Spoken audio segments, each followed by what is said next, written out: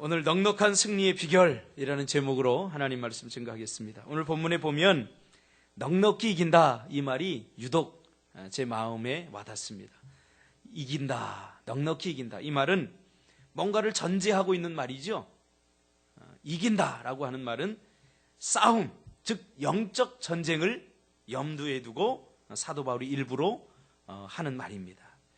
우리의 삶의 현장은 치열한 그런 영적 전쟁터입니다. 우리가 이것을 분명히 깨달아야 됩니다. 그리고 그 치열한 싸움이 일어나는 것은 바로 우리의 내면에서부터 시작됩니다. 우리는 사실 환경이 어렵고 눈에 보이는 것들 때문에 낙심하고 좌절할 때가 많이 있지만, 그러나 그 전에 먼저 일어나는 것이 있어요. 우리 마음에서 치열한 전쟁이 일어나요. 그 마음에서 져버리면 외부적인 환경은요 그렇게 중요한 게 아닙니다.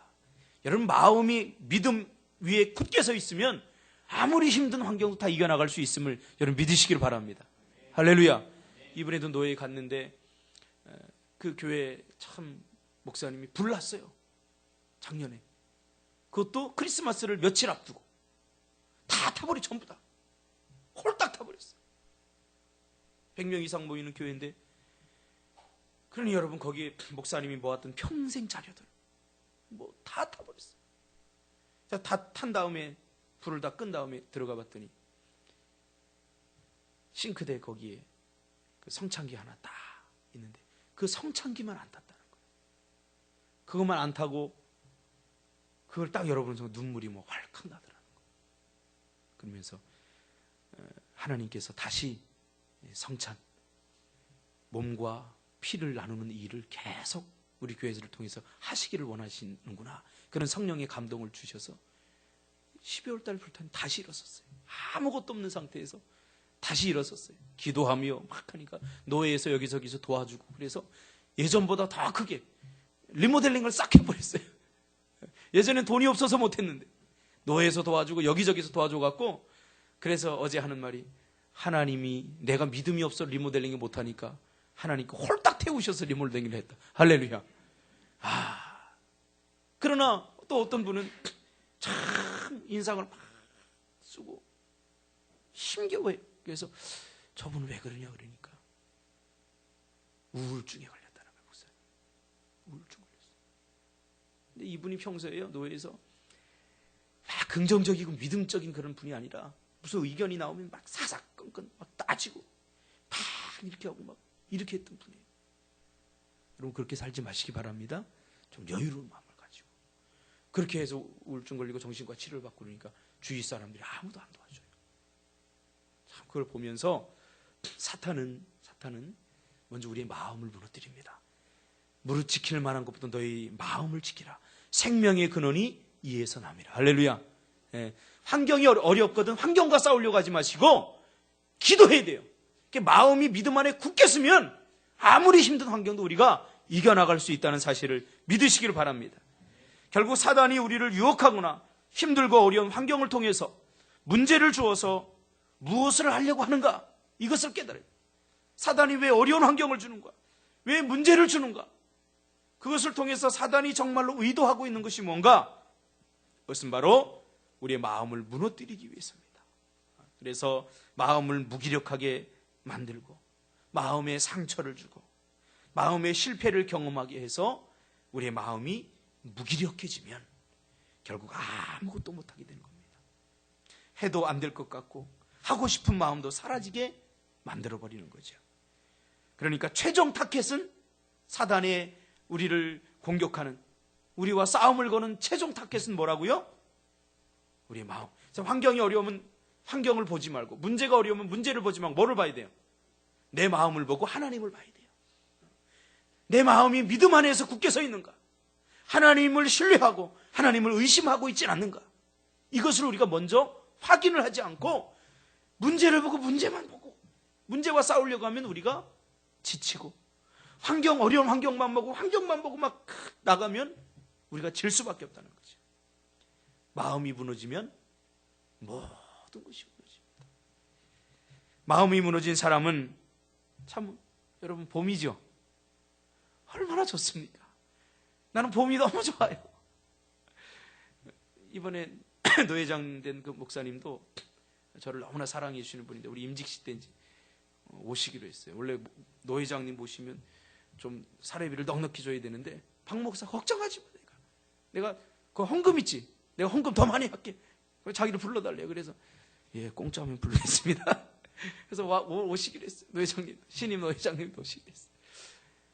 이분이 참 아침에 일어나면 어제 다 일어났는데 투표를 하면 여러분 마음이 막 떨립니다. 근데 딱 일어났는데 그 목사님 사택 앞에 목련이 있거든요. 그 목련 꽃이 확 피고 막 그 여러 가지 꽃이 피어서 확 냄새가 들어오는데 너무나 기분이 좋더라는 거예요. 여러분 이 봄이 여러분 막 기대되지 않습니까? 할렐루야. 자고 일어나면 목련꽃이 몽우리가 졌는데 얼마나 또 이렇게 벌어졌을까? 저도 그런 기대를 갖고 있어요. 이제 개나리가 조금 이제 폈는데 조금 있으면 또 무슨 꽃도 피겠구나. 라일락은 언제 피죠? 봄에 피어요. 근데 몇 월 달에 피죠? 예? 저는 이문세 노래를 좋아하기 때문에 아는데. 라일락 꽃 향기 맡으며 몇 월 달에 피죠? 예, 뭐 대충 때리는 것 같은데 4월 말에서 5월쯤 되면 이렇게 피죠? 그럼 라일락 향기가 여러분 태화 아파트에 거기 가면 우리 예전에 꿈틀교구 밑에 있을 때 자동차를 이렇게 주차하러 가면 거기 라일락 꽃이 있어요. 근데 라일락 꽃이 얼마나 여러분 향기가 납니까? 근데 여러분 마음이 이렇게 건강하면 막 기대가 되고 우리 나이처럼 여행을 떠나고 싶다 막 그러면서 막 이런 이야기하고 막 기대하는 마음이 있는데 사단에게 우리의 마음을 빼앗겨버려서 사단의 유혹에 넘어가고 죄악을 져버리고 사단이 우리의 마음을 쓰러뜨리고 넘어뜨리는 환경에 버리면요 이 아름다운 봄날 차가운 겨울을 맛보게 되는 거예요. 우리 마음이 냉랭해져 있고 그렇죠? 자고 일어나도 뭐 별다를 것 없고 추워요. 그냥. 우리 마음이 추워. 우리 인생이 그냥 얼어붙은 거예요. 기대가 되고 뭔가를 하려고 하는 열정과 욕망이 생기고 우리 준석 간사도 아까 보니까 나를 보자마자 목사님 저 유럽 갈 거예요. 그래서 가라 그랬어요. 가라. 13일 동안 갈 거예요. 가라 그랬어요. 갔다 오면 갔다 온 만큼 11조도 내겠죠. 할렐루야. 아멘 했습니다. 그래요. 뭔가 기대가 돼요. 기대가. 그러니까 학교가 힘들어서 학교 가기 싫은 거 아니에요. 내 마음이 이미 무너져 버렸어요. 공부가 하기 싫어서 하고 싶지 않아서 하기 싫은 게 아니에요. 내 마음이 이미 무너져 버렸기 때문에 그래요. 저도 그랬어요. 저도 예수를 만나고 내 마음이 하나님께 회복시켜 주기 전에는 공부하는 것이 왜 그렇게 지겹고 힘들고 이 공부 누가 만들었나 이놈 내가 확 그냥 이런 생각만 늘 드는 거야. 그러나 예수 만나고 나서 내 마음이 서서히 회복되기 시작하니까 공부하는 게 재밌어요. 내 짝이 전교에서 1등하는 친구였는데 자기는 머리 아플 때 막 불안할 때 수학 문제 푼대요. 이거 미친놈 아니야. 내가 그랬어요. 또라이 아니야 이거. 근데 이해가 되더라고. 왜? 잘 푸니까 문제가 훌훌 풀리니까 그 풀면서 마음에 카타르시스를 느끼고 문제 이 다른 문제 다른 사람 못 푸는 거 내가 푸니까 성취감도 느끼고 그러니까 수학 문제 풀면서 오히려 힘을 얻는 거예요. 나 같은 사람은 머리 아플 때 수학 문제 풀면 안 풀리기 때문에 더 짜증나지만 이 친구는 막 술술 잘 풀리기 때문에 그렇게 되는 거예요. 여러분 어떻게 해서든지 사단과의 싸움에서 여러분 이기시기를 바랍니다. 그래서 죄를 지면요 이미 마음이 지는 거예요. 그래서 죄를 져서는 안 돼요. 그래서 유혹에 넘어가서는 안 돼요. 우리의 싸움은 저번 주에도 얘기했듯이 승리하기 위한 싸움이 아니라 승리를 누리기 위한 싸움입니다. 그러면 우리는 이 누림의 싸움에서 승리하려면 어떻게 해야 되는가? 첫째로 오늘 본문에 보니까 믿음에 대한 확신을 가져야 됩니다. 믿음에 대한 확신. 많은 사람들이 믿는다고 하는데 과연 확신은 없습니다. 제가 꿈이 있는 교회 김성찬 목사를 좋아하는 이유는 대학 때부터 친구예요. 기숙사도 같은 방 썼어요. 좋아하는 이유는 뭐냐면 이 친구는 자신감이 있어요. 확신이 있어요. 확신. 제가 힘들 때도 박 목사 우린 죽어봤자 천국이잖아. 근데 뭘 그렇게 떨어. 또 그 친구가 조금 확신이 없을 땐 제가 얘기해요. 야, 김 목사, 대교회 할 사람이 왜 그래? 대교회 할 사람이. 서로 막 힘을 줘. 여러분, 많은 사람들이 믿는다고 하는데 확신 없어요. 믿음에 대한. 불롱댕이라고 하는 한 고개사가 있습니다. 이 고개사가 무엇 때문에 유명해졌냐면 나이아가라 폭포에다가 줄을 메고 그 위를 건너갔어요. 그래서 유명해진 고개사입니다. 그가 나이아가라 폭포에 줄을 메고 건너간다고 하니까 수많은 세계에서 관심을 갖고 관광객들이 수만 명이 모였다고 합니다. 수만 명이 모여서 야, 정말로 그 나이아가라 폭포를 한 줄 외줄을 타고 건너갈 수 있는가? 많은 방송국에서도 이렇게 막 하고 촬영을 하고 이렇게 지켜봤다는 거예요.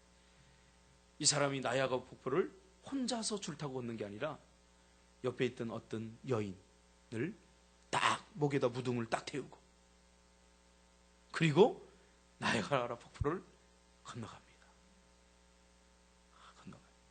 막 사람들이 숨지기면서 지켜보죠. 그리고 마침내 나이아가라 저쪽으로 딱 건너가서 땅에 발을 딛는 순간 수많은 사람들이 환성을 지르고 와, 대단하다. 옆에 있는 그 머리에 그 무등 태웠던 분이 누군지 다 궁금할 거 아니에요? 누굴 것 같아요? 많은 사람들이 그 여인이 더 위대해 보이는 거예요. 누굽니까 저 여인? 우리 어머니입니다. 당신은 어떻게 그 무등을 탈 수 있었습니까? 저는 우리 아들을 믿었습니다.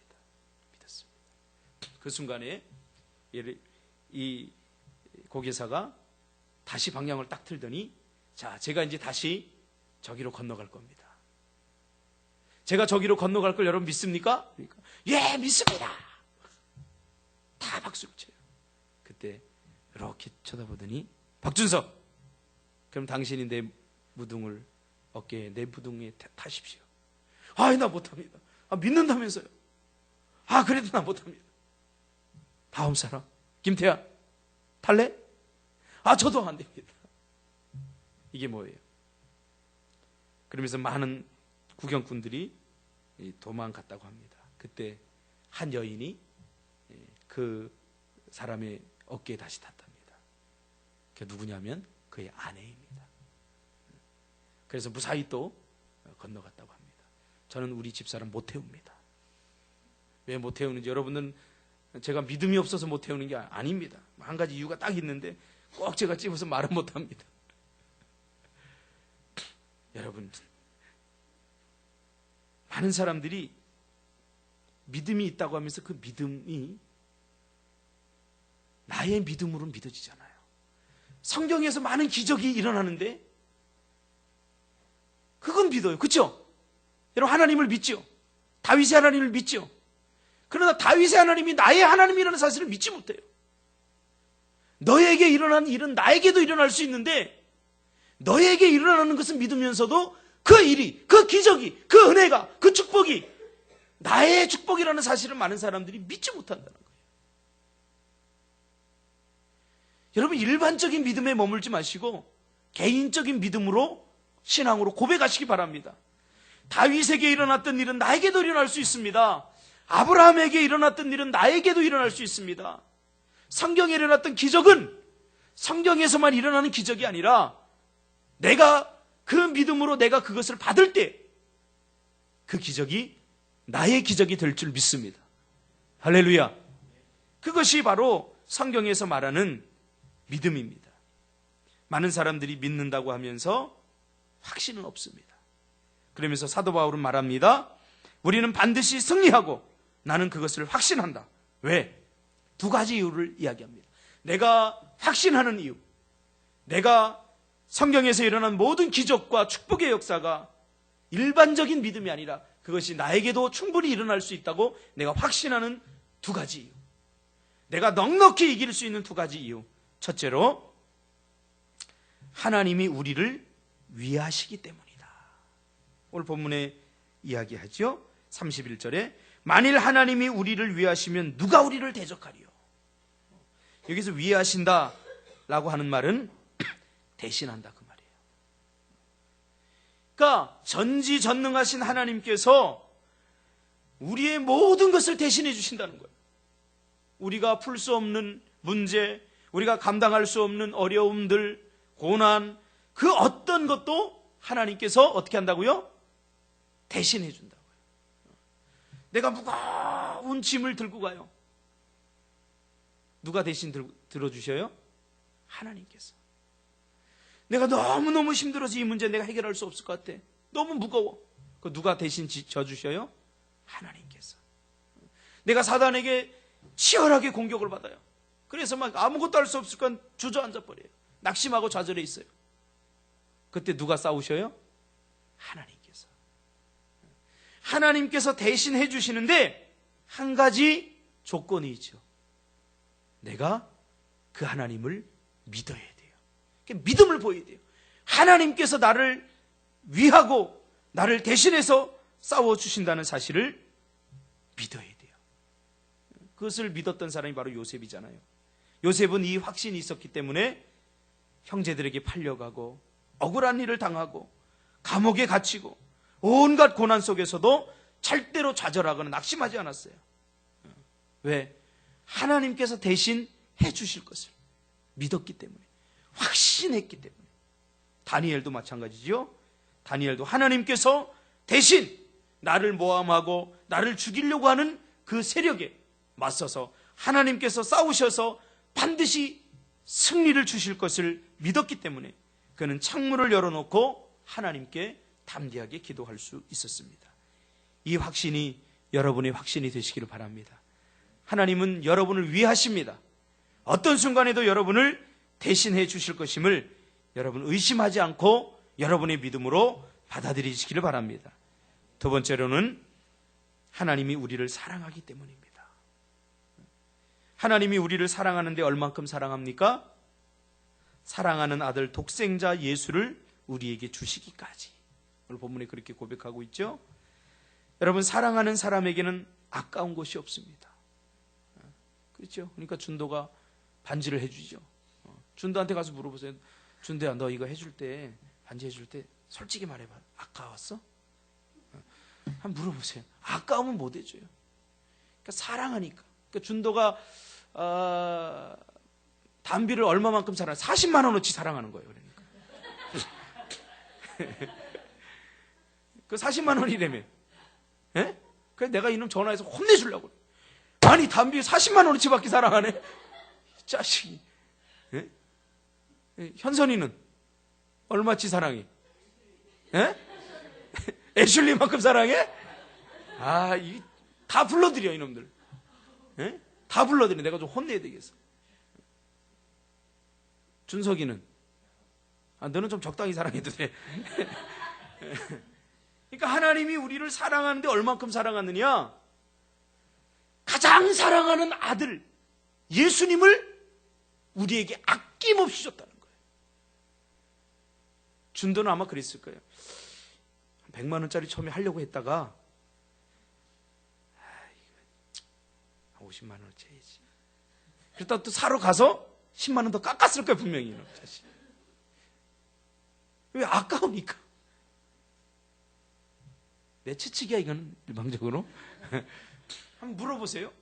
근데 하나님은 예수님을 우리에게 주는데 조금도 망설이지 않고 조금도 아까워하지 않고 예수님을 우리에게 줬다는 거예요. 왜요? 우리를 더 사랑하니까. 여러분들 그런 사람들이에요. 대단하지 않습니까? 그런 여러분들을 누가 함부로 대할 수 있겠습니까? 누가 함부로 정죄하고. 그래서 오늘 본문에서 말하는 거예요. 32절부터 33절부터 34절까지 그 말이에요. 야, 사단이 하나님의 백성들을 죄를 지으니까 정죄하는 거야. 그러면서 너는 가치 없어. 그럼 넌 죄인이야. 그래서 막 정죄하고 그러니까 사도 바울이 뭐라고 그래요? 야, 이 나쁜 놈들아. 아니야. 이미 하나님은 예수님을 우리에게 주기까지 우리를 사랑해. 하나님이 사랑하는 사람들을 사단 네가 뭐라고 감히 정죄하느냐 그 말이에요. 사람들이 우리를 보고 못생겼다고 그러면은 어떻게 해야 돼요? 그래, 나 못생겼다 해야 돼요? 아니에요. 하나님이 나를 예수님보다 더 존귀하게 여기는데 니네들이 왜 나를 못생겼다고 말하느냐? 그냥 주먹 한번 날리시기를 주님의 이름으로 축복합니다. 할렐루야. 살쪘다고 뭐라 그러면 한 방 날리시기 바랍니다. 아니 살찐 사람 날리지 말고 인마. 여러분 그만큼 여러분은 하나님이 여러분을 사랑하시는 다는 사실을 여러분 느끼시고 경험하시면서 살아가시기 바랍니다. 할렐루야. 외람 때 말이지만 누군가로부터 사랑을 받으면 사람은 변하기도 있습니다. 그렇죠? 사랑받으면 변해요. 지금 사랑받지 못하니까 다 이렇게 주눅 들고 있는 거예요. 누가 나를 사랑한다 그러면요 하루하루가 막 즐겁고 기쁘고 행복해요. 하나님이 여러분을 사랑한다니까요. 할렐루야. 전도하고의 사랑은 평생 뭐 기껏해야 한 100년 가겠지만 하나님의 사랑은 영원히 변함이 없어요. 할렐루야. 그 하나님이 여러분을 인생 끝날까지 죽어서까지 천국에 가서도 여러분들을 지키시고 보호하시고 인도해 주신다는 사실입니다. 그러니까 절대로 여러분 기죽지 마세요. 절대로 낙심하지 마세요. 절대로 좌절하지 마세요. 할렐루야. 이 사랑이 있어야 돼요. 사랑이. 제가 이번에 교회에 가서 참 힘을 얻은 게 뭐냐면 어떤 목사님이 제 옆에 와가지고 그러는 거예요. 목사님, 성도가 한 400명 보이죠? 그래서 내가 예? 저 이제 개척한 지 4년밖에 안 됐어요. 예? 어디서 들었어요? 그랬더니 뭐 누가 아무리 이렇게 얘기하는데 박 목사님네 교회 400명 모인대 그렇게 얘기했다. 그래서 가만히 있을 걸 그냥.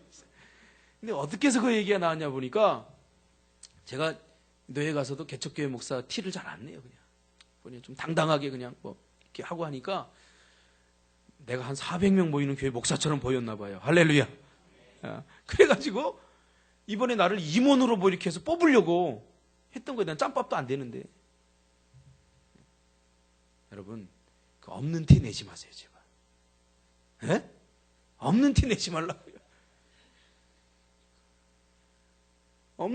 없는 티 내고 이렇게 헐벗게 입고 다니면 누가 도와줄 것 같죠? 안 도와줘요. 여러분 좀 잘 입고 다니시기 바랍니다. 할렐루야.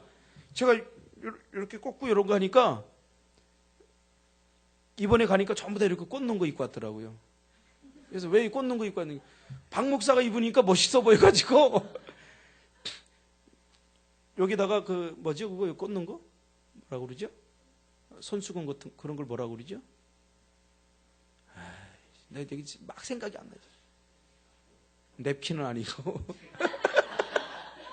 냅킨 꽂는 사람도 있어요. 예? 아 터번 맞아요?